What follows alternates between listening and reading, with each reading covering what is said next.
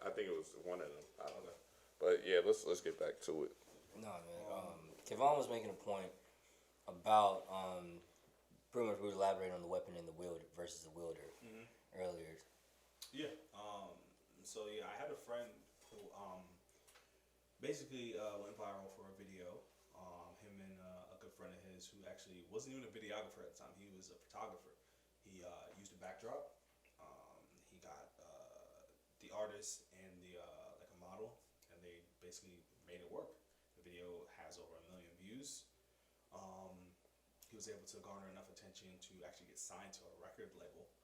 Um, and they wanted to push him. They wanted to put a little bit more money behind him. So they go from this small kind of like independent look to like this big budget music video, or not necessarily like big budget, but like a sizable budget. Mm. Um, and they do a 16-hour shoot, um, basically encompassing similar songs to the video that went viral. And he was telling me like that soul that he had in the first video was like gone. Like, Mm.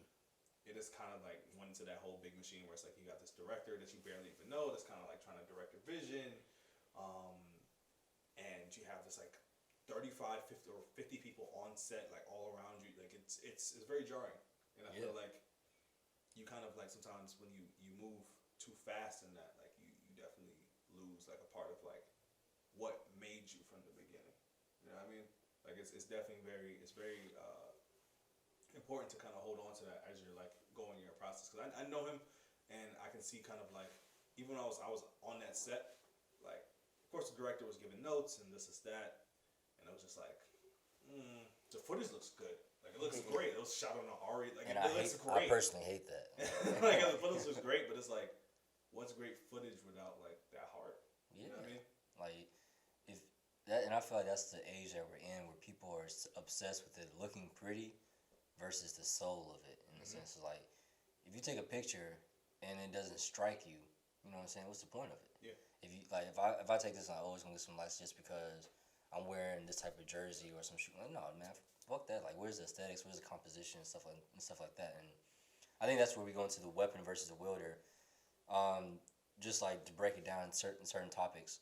Like, all right, so I've had an OG tell me, "Yo, fuck your lighting, get you a good lens, and that's gonna save you in most cases." Now, Jason, you having a more creative background with lighting and camera work, how do you feel about something like that?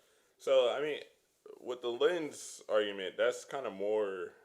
I would say that has more of a standing when you're talking about like camera. Like it's like you want a great lens probably before you want to like upgrade your camera. Like lens has a lot to do with the final image.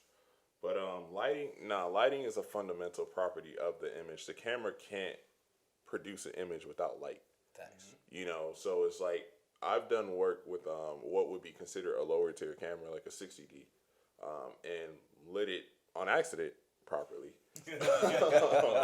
And when I showed the footage to people, they were asking me what did I shoot it with, and they're like, "Oh, what did you shoot that with?" And I'm like, "A 60D." They're like, "That looked like, a red or something," because essentially you're going to make a much more pretty image, Yeah. better image, just because like you're putting more light into the sensor. The sensor legit operates based off of light. When you get noise, it's because there's not enough light in that area, and now the sensor can't determine what those pixels look like. So that's why you get all these random pixels of noise, because it's essentially guessing what it looks like. So I respectfully disagree. I would definitely say lighting definitely comes in front of lens, not to like deter like how much lens do impact the image, but lighting is a fundamental quality of filming for Yeah. like whether it's photography or video. Yeah. And that going back into the integrity of shoot or shoot, say you don't even have a good lens or a good lighting around you, and you're like, I just gotta wing this. What's y'all's like mindset of like how am I gonna make this work creatively and still give quality? Because I feel like that's another thing. Like again, we're in this age. You have people that I got an iPhone now. We won't even need this camera, man. I was like, yes, you do. Yes, you do. But if you're ever like, God forbid, you're in a situation where, dang, I forgot my lighting kit at home, or my lens kit, or this lens broke on set. Like, that's happened before. You know what I'm saying? I'm sure we've had our horror stories, but how do you still make it work with the creative mindset? Because that's why, again, in the integrity of shooter shooting the weapon versus the wielder. Because I shot stuff on my iPhone 5 back in the day that could compete with like regular concert photos. Like, and I didn't know if it was just because like the way I edited the photo or just like the creative soul behind it or what was like what was in it. But for me, I would say it was the creative soul, just being able to see like an image of how I wanted to look like and being able to execute it. No matter what I had in front of me, it could have been an iPhone 5 or a red camera. But like for y'all, like what does that mean for you in terms of like the weapon versus the wielder and just making it work despite the odds? Sure, that is a great question. It's just honestly just a reminder to really make the best of what you have. This actually reminds me of this artist that I follow on Instagram. His name is Sean Brown. He went on a trip. He lost, I believe he lost his phone or like his camera, and all he had was like an iPhone 5, right? And he had an iPhone 5, but he still took all the pictures that he wanted to take, and the pictures look amazing. They look amazing. He literally created like a whole like photography book out of these images. Oh wow!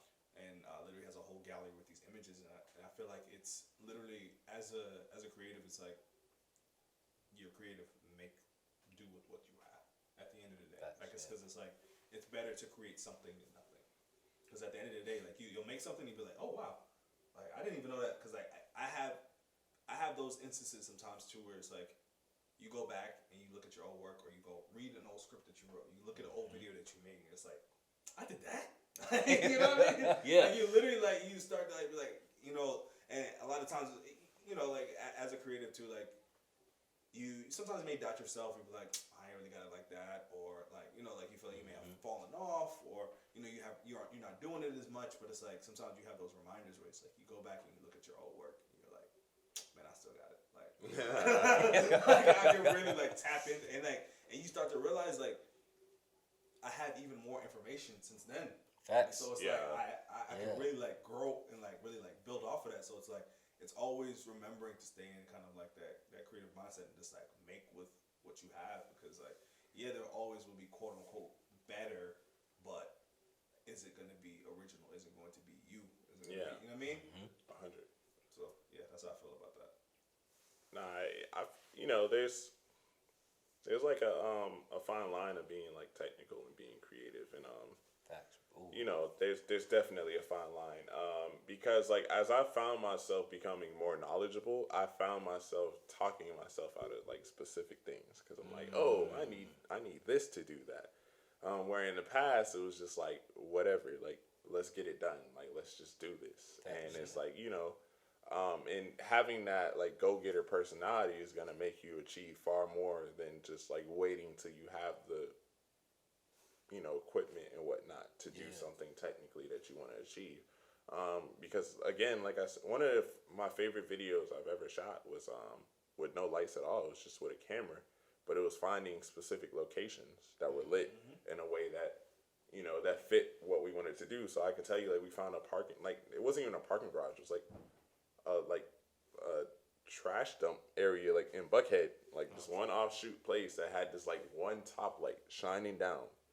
And the video that we were shooting was a very gritty, like, triumph video. So it was like, it kind of fit, like, we had to do there. He was holding a bat, and he was like, he had this one top down light on him, and it felt like this really moody, gritty, like look.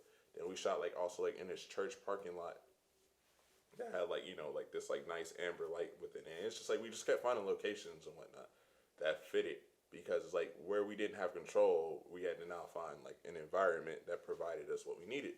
And so it's just like it comes down like the only thing that having better equipment provides you is control. Yeah. It doesn't provide you necessarily with quality. Like in the industry, it's not like they're looking, quality, like there's quality of lights and things like that. That's definitely a part of it, but it's really control. It's time is money. And we need to control every essence of this set to make sure that we can do it as efficiently as possible. So we need to know that the sun sets at 6 p.m. We have a light that can produce the same type of output in this relative area that can create the sun or make it look like the sun is still up. So it's just really, you just gotta tweak. You gotta tweak everything. You gotta like find ways to do it. You can literally like make lighting kits yourself that will make your footage look 10 times better. It might not be, like the RE Sky panel type of quality, but it's going to look definitely better than it would without it. Facts, And it's like you just kind of always have to kind of keep that in your mind of just like not really. And I don't even like thinking like you got to make do with what you have. Just like you yourself are the amazing person. Yeah. So it's like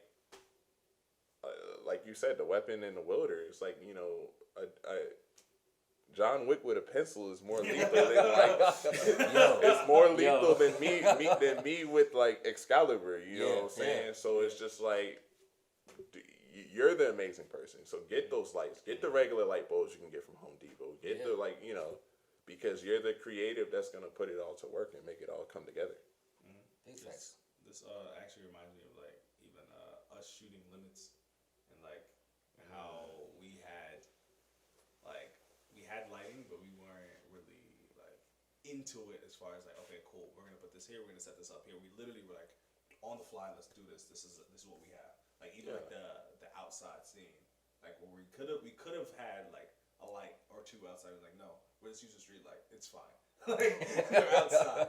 Like you know what I mean? But it's still like to me, like Limits has like a lot of heart. It has a lot of personality. It has a lot of like heart and personality in it for sure. And we know what it took to make it. Yeah, like it took a lot. It stretched us in so many ways. Of course, as we were going through like our collegiate journeys, and just like really just like being there, like really knowing like what it was like to actually be on set and actually spending a lot. We spent a lot of time together.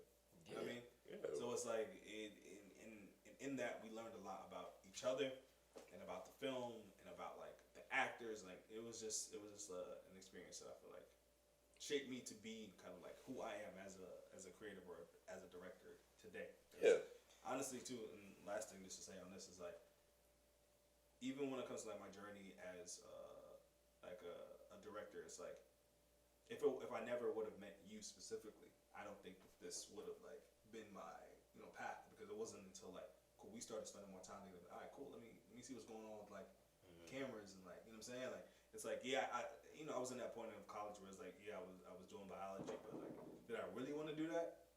Like did I really want to like do biology? Did I really want to be an orthodontist? Did I really want to like do all this stuff? And it's like you exposing me to that too is like cool. I can sit back and like, this is cool. I'm with my friends. I'm doing cool stuff, and it's like let me see how I can actually make some stuff out of it. You know what I mean? So, Hey man, you have to. no, I mean it's true. You ain't have to flatter me, man. No, I mean it is what it is. Because I mean like we're friends. Give you flowers. No, I mean I appreciate the credit. Like I mean it's just regardless. Like I mean it's some. I'm a person that I say like connections. I don't really believe in connections. I believe in relationships. So it's like just try and be a solid dude and just like extend your hand to people and like because even like there's people that like right now that aren't interested in video production. I'm like, do you want to come on set and whatnot? Yeah. And because they may find something that they love and might not. But that's awesome. I mean I to me it just seemed like like maybe you had an interest to it and it was like I didn't really think about it. And then I'm like I do it like so I can assist you like in whatever way that from the outside looking in, but I mean I appreciate any like any type of credit that or part that I played within that, man. Like I appreciate that, man. Yeah, for sure. And I'll definitely say as a viewer of Limits, like you can see that the heart was in there, and like you didn't like to tell a story. You didn't need an RE lighting kit or something like that. Like y'all made it work in such a beautiful way. And like I said, that money actually could have been spent better. But like going back to it, like the budget could have 100%. Like what we know now, like it could have been way better put to use. We could have got like lighting. Let me ask y'all this: as creatives, do y'all feel like y'all always look at your old work and be like, damn, I could have made it this instead of appreciating it? It's a spectrum. Yeah, it goes back and forth because it's like I really look at Limits too. And it's like, man, I made this shit when I was like 20. Like, you know what I mean? Yeah. Like, you know what I mean? Like, so it's representative of that time. Like, you know what I mean? Like I look at it and it's like, okay, it's representative of the time. Like this is one of the first things I actually did. And for me to like get accepted into the festival, I was like, this must be something. You know what I mean? Yeah. And like, not many people get a first project like that. Like, because you know, I'm gonna have to out this man right now. But like one day I was showing him like, cause I have all my work from high school. Like I can go back and view that stuff. And I was showing him like one of like my final video, like one of the final videos. Everybody in high school loved it, man. Like I had this movie trilogy series. Shout out to Killer Grove High. And it was a horror movie series where it was comedic and stuff. I showed it to Kevon, man. Yo, my dude legit looked at that stuff and said that was horrible. What? I was like, and you know, like I'm in college now, and I'm still like kind of like 2 years in the college. I'm like, yo, this is still holding up. Yeah. I didn't even know you thought that way. Yeah. Hey, my man looked at that and said, yo, this is horrible. I looked at him dead ass, like I'm just like, word. I was that. All right. But but it was his unbiased opinion. I mean, I didn't really get mad at him because he's like, I'm a little removed from it. Yeah. But it's like, but that's just to go to show you that like even today, like I can look at limits. There's things that I can critique. Facts, yeah. But the foundation of it is still very solid. Like it's still a solid body. It's still telling a complete story from beginning to end. And it looks good. Like regardless of like. Regardless of whether like things people can say like this wasn't well lit or whatever, it's a pretty decent, good looking movie that held up well. So it's like for that to be somebody's first project, regardless, like I would Kevon, I was ambitious. He was ambitious. I was so ambitious, and he had mad resource to be ambitious. You know what I'm saying? Not to like even like put like but. It was we out here working. You know what I'm saying? He had we had the ability, or he had the ability to get the resource to be ambitious for his first project, and that in itself to me says a lot. Where like a lot of people will limit themselves. No pun intended. Yo, yourself. Well, a lot of people holding themselves back, saying like they can only do X amount. He had the ambition. Because I remember when he came to me with the idea, and he was saying like he was like, I'm gonna do a Kickstarter. I'm gonna do this, that, and the third. And it's like, there's a difference between having an idea and having execution. Facts, yeah. So it's like just for like us to be even sitting here, whether limits like look like complete trash, but for limits like for it to be completed. Yeah, it's like in itself saying something, but for it to look as good as it did at the time and like the experience levels and the knowledge, like he first time directing, like it's just like that in itself says a lot. Yeah, it was I can't. So I nothing but praise on that. Yeah, and I think too, like as a creative, it's like always just remembering why you're doing this. Facts. Yes. And, keep pushing yourself because even that, because it's I remember doing that in 2016 and 2017. I didn't do anything for real, until I shot Around the Block 2 years later, and then I was working with a different team, and it's they went to grad school, they know more than me. I'm thinking in the back of my head, and it's dang, but it's still cool. I have to work a second job to save up money to do something that I want to do. You know what I mean? Because it's you got a second job, you don't want to do that, but it's just making sure that cool, you have stories that you want to tell, you have things you want to do, and it's just keeping that at the forefront. Most definitely. And working towards that. Yeah, and maintaining that integrity. I think that's the most part. I don't know if it's capitalism or what, but just in terms of being a creative, it's at some point they try to get you to sell your soul for what you're trying to do. It's nah, man. You know what I'm saying? I don't even think it's worth that point. Nah, it's not, man. I don't even know. It's one thing that kind of helps me is when I go to a film festival and I see a very well produced movie, and I look at the credits, and I'm not even looking at who made what not. I'm counting. I'm how many people were on this set? Yeah. Because I want to just see there's certain things that are not even really on set positions the accountant, production, certain things over there. But I want to see how many grips did they have? How many electricians did they have? Yeah. Was it a first AC, 2 second ACs, a camera intern, or was it just a DP and a first AC? Did they have 5 cam ops, or did the DP cam op? Yeah. I like to look at that because it's it helps me kind of wrap my head around the feasibility of taking 6 people and making this feature film. Because to a certain degree it may not be plausible to do it within a reasonable time. You might take like, it might be like, yeah, you could do that. It's gonna take you like 5 years, especially with everyone's working schedules and Facts. So. And that's a good point. I have two last questions. So we kind of touched on this basically a little bit. We're kind of going around it, but like just to put it in, do you feel like money makes you more creative or does it make you comfortable? Comfortable. Like that's easy. Yeah, definitely. Because it's easy because like relaxing is great. Like, to have like the luxury to like especially like because I know what I thrive for in like my career as far as what I want for myself.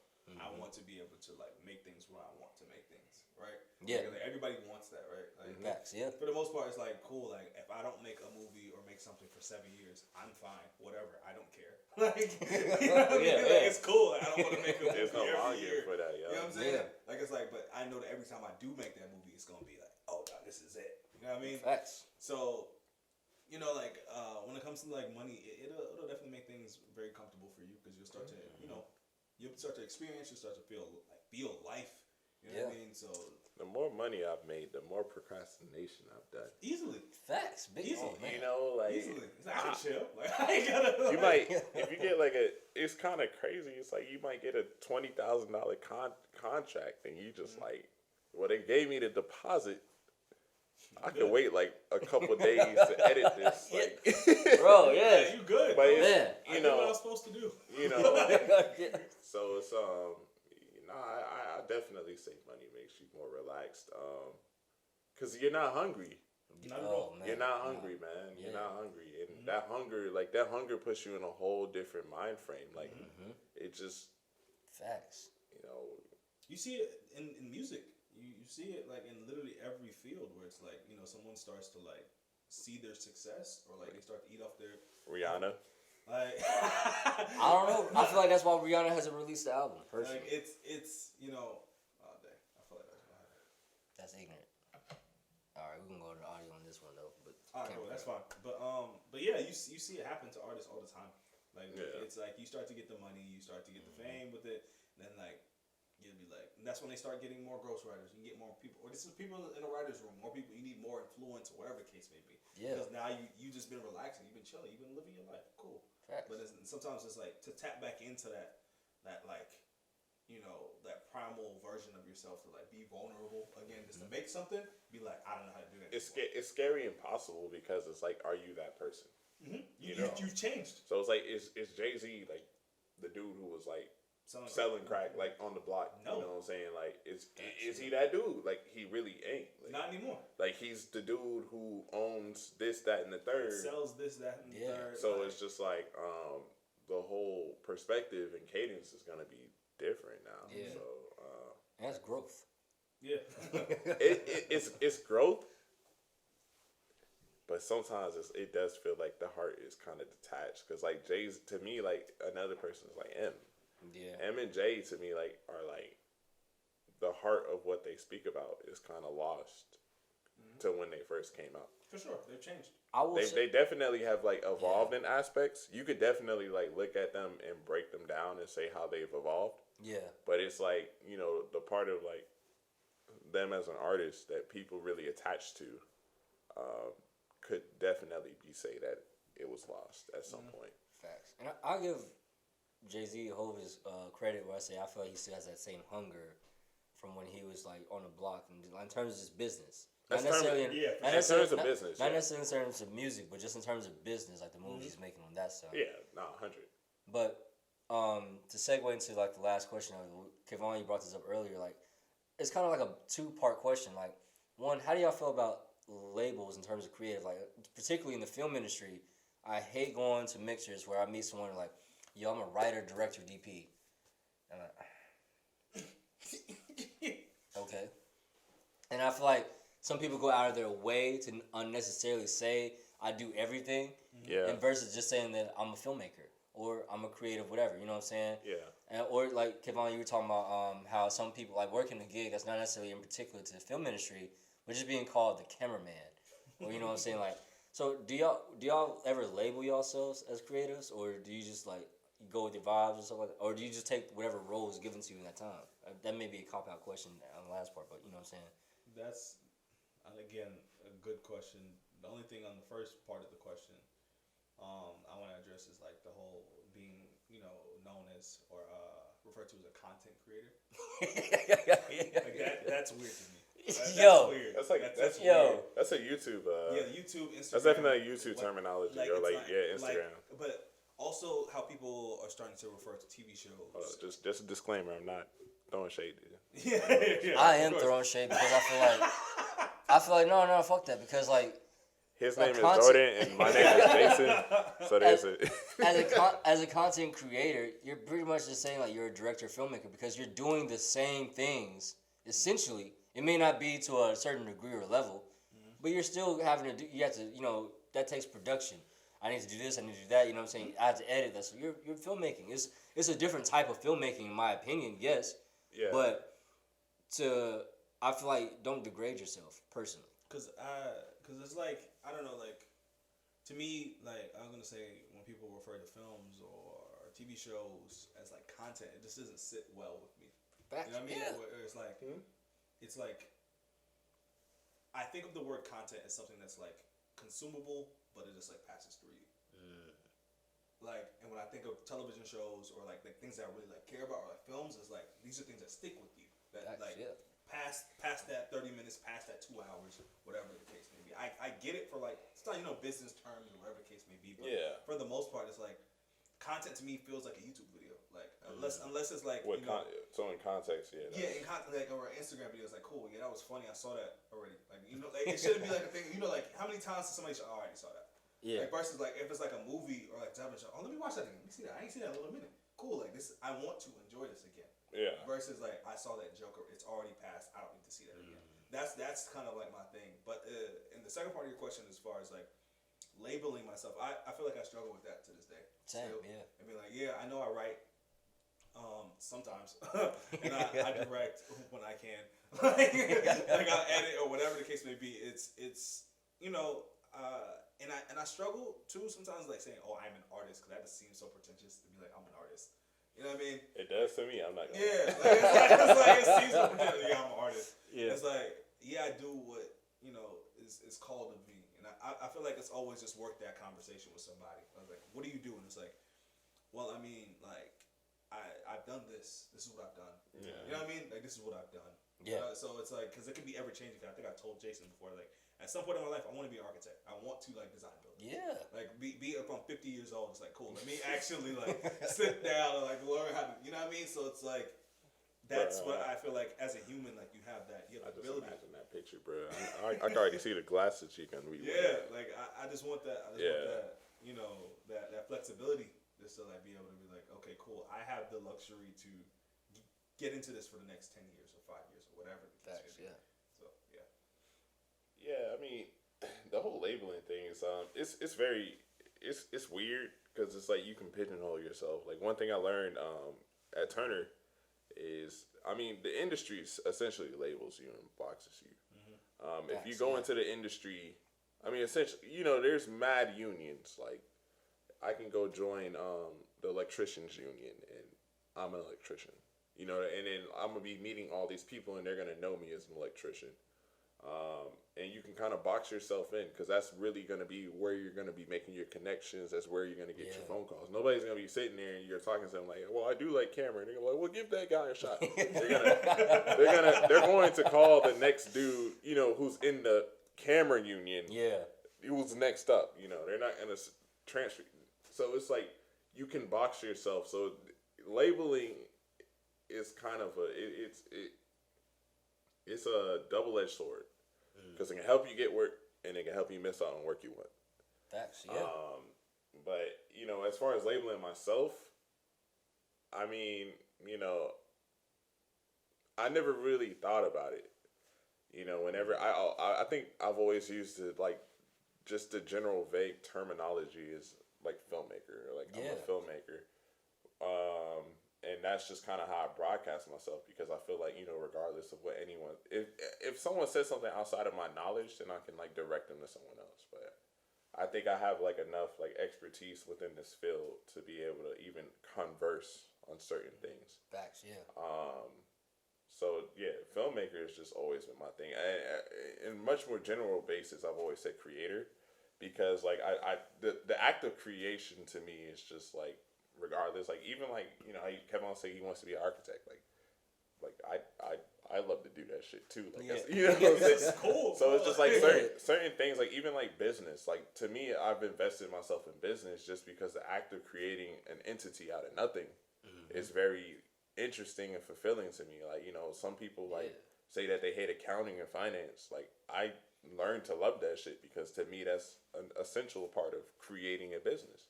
You know, so it's just like it's all a perspective thing. Like man, like just knowing like what you want to do, man, and how you want to present yourself to the world. It goes back to like marketing. Yeah. Marketing is just presentation of a product. Facts. How do I present myself? I'm Jason. I like to make films. Yeah. Now they think I make films. And that's it. And- And that's it. And I feel like people ask you, so what do you do or what are you in terms of like limiting you to like you said, like when you're referring to like terms, so like people put you in a bubble because like they're comfortable saying like, oh, you're just a grip or oh, you're just a DP or whatever. Me personally, I always like, I think of it, I used to use general terms, and now when people ask me, I say, I'm adaptable. Like, Yeah. I started off in law and now I work in film. And I was like, that's crazy. I never picked up a camera before in my life, and now I can tell you about ISO, aperture, you know, your settings, your shutter speed, and all that stuff. Like, that's crazy to me. And then on the same terms, I could go and write you a grant or some bullshit like that. You know what I'm saying? Like, Word, which is dope. you know what I'm saying? Mind you, may not be the best grant ever, but I at least can like help. You know what I'm saying? Like, yo, I at least know a little bit about this, or help you negotiate a contract. Yeah. So I think that's the beautiful part about us being creatives, or just having the mindset of a creative. Like I said, back to shooters, being adaptable, because you never know what's going to happen, or you never know what. Like, if I don't learn this, how it's going to infringe on what I'm trying to do next, or it may limit me creatively. Yeah. And on that topic, so Jason, for you, we've talked about like your journey as an artist, how you started off and stuff. So like, what's next for you? Having worked with so many different corporate companies, done some personal projects. You know what I'm saying? Like you mentioned earlier, you know, a comic series or working in animation. What's personally for you, like your next biggest creative challenge? Or what do you think you would do that would fulfill your creative legacy? Oh, so like, I mean, my creative legacy is, I don't know, man. It shifts, man. Like, cause like personally in my life, it's gonna sound really like sappy and corny, but like the whole idea right now is really kind of like Jackie. Like, you know, that's kind of like what's on the top of my head. And I've always said like, regardless of what I achieve in life, as long as like, you know, like we chilling and happy, like that's good enough or great enough for me. But you know, the thing that I've always wanted to do since I was a kid, man, it was a cartoon, man. And I have a love for animation more so than I have a love for film. Like I used to debate people in college, like they're like, "You haven't seen this film?" I'm like, no, bro, I like making films. I'm not watching that film. But animation is something that I dissect. You know, like it doesn't like matter whether it's like a silly cartoon that, you know, that was made here, or like an anime that was made in Japan, or like even Chinese like animations I dissect, Russian animation, French. I try and like watch it all. So like the next big thing for me would just be really creating a platform for me to produce the cartoon. The cartoon I want. The name of it currently is The Journey. And you know, that's something that I hold dear to my life, because I say the journey is always more important than the destination. The process of things is more so better than the actual result. You know, the Olympic gold medal means nothing without the work that you put in years prior to winning it. Yeah. You know, people say it's like it's the medal. It's really not. People think about everything they did to make that moment. So it's like the journey is just like, it's something I've had since I was 7, bro. Oh wow. And you know, I've been speaking like, and my love for animation, understanding how that industry works, or even really any industry, is like you sell your product for them to produce it, or you essentially go into deficit finance and they purchase it, and you are licensed. It's a whole weird makeup, but essentially like networks will have ownership of that product. So like Craig McCracken, the creator of Powerpuff Girls, long gone. He's with Netflix, made Kid Cosmic. Powerpuff Girls is still being produced by Cartoon Network. You get what I'm saying? Yeah. Klasky, Supo, Rugrats, they're gone. They're producing new Rugrats for like coming out this summer. I never want that shit to happen to me. I want when I'm gone, that shit's gone because I made that shit. No, and I feel that this is the integrity of the art. Yeah. You know, and because I personally have always felt like creators like have a vision that nobody else can recreate when they create a product. So I want to create a platform where I can produce my cartoon for myself with no inhibitions, and then I can also allow other creatives to produce their content without having to sell it. Like create something where they can actually create without having to worry about getting funding by them, and then these people taking creative control for them. So I feel like, you know, I have an idea that may be able to work out. You know, it may need tweaking, it may need whatever, but I think that can definitely change what it means to be an independent creative. It doesn't necessarily have to mean that your budget is next to nothing. Facts. You know, it just means that you have complete control of yourself without the assistance of others. Yeah. I mean, you know, there's a joke.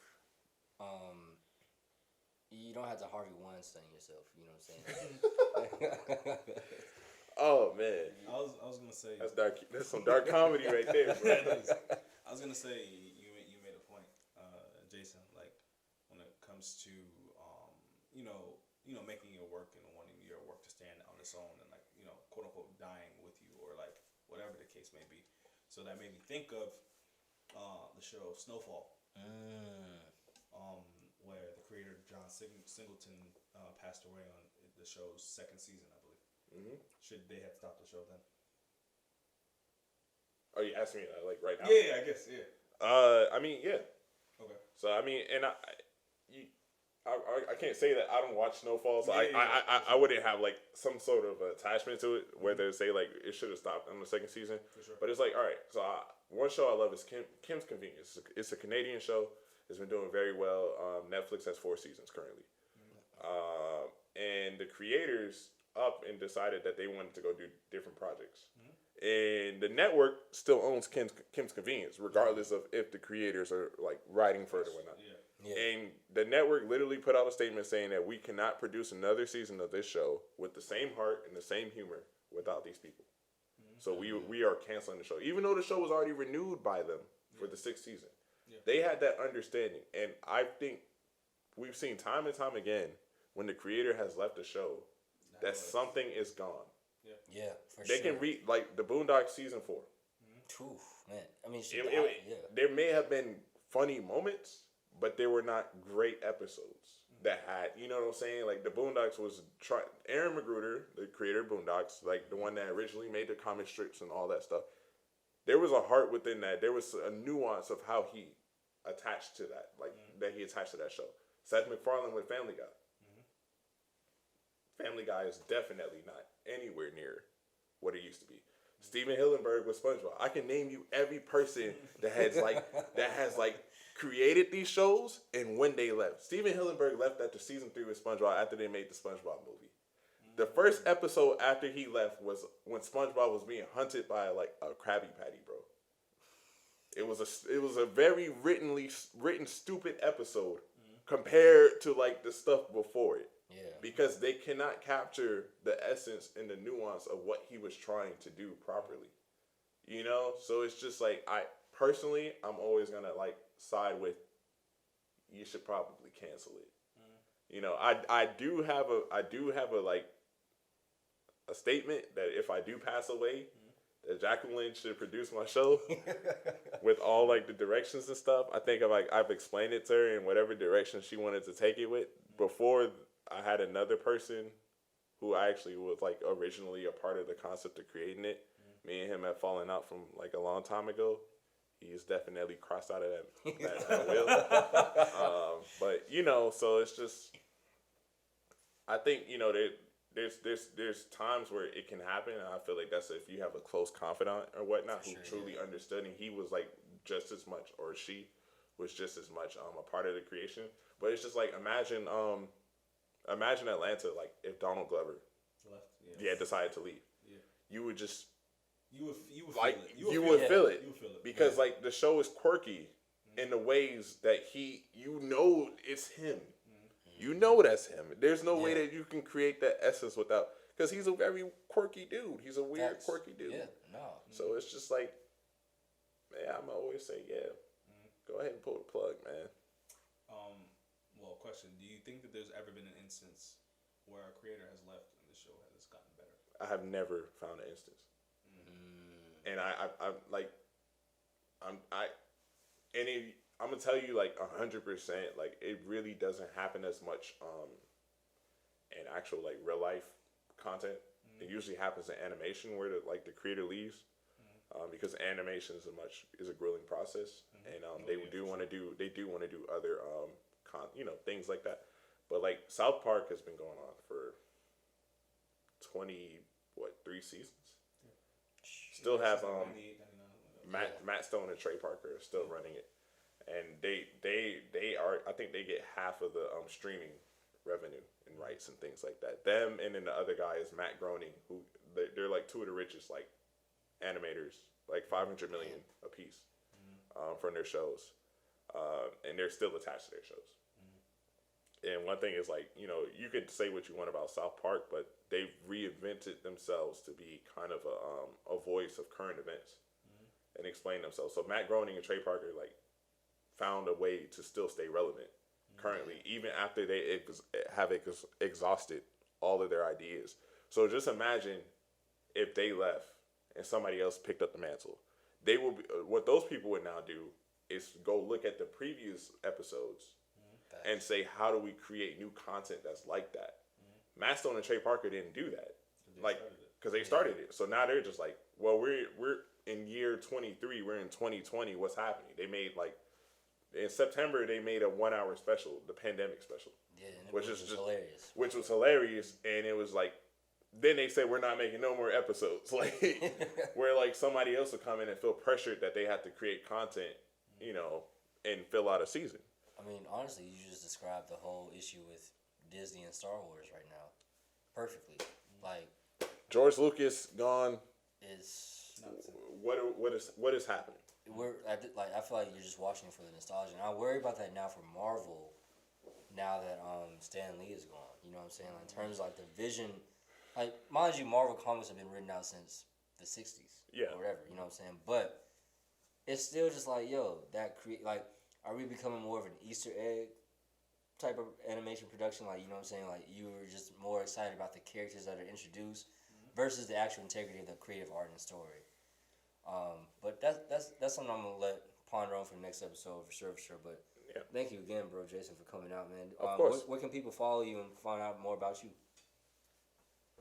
I don't know, man. What's your Instagram, bro? What's going on? I'm not that type. One shout out I would do is like my company is Playground, Project Playground Productions. The website is playgroundatl.com. If you guys want to check out any work I've done and whatnot, that'll be the URL. So. For sure, bro. Appreciate you having on the show. I appreciate you guys for having me here, man. I'm honored. Yeah, man. Sure. I'm Jordan. Knock it on. This is Shoot or Shoot. Appreciate y'all for tuning in. Yeah, that was hard. I fuck with that. Good conversation. Yeah, man. Yeah. I mean, we always have like good conversations. And like as we were like the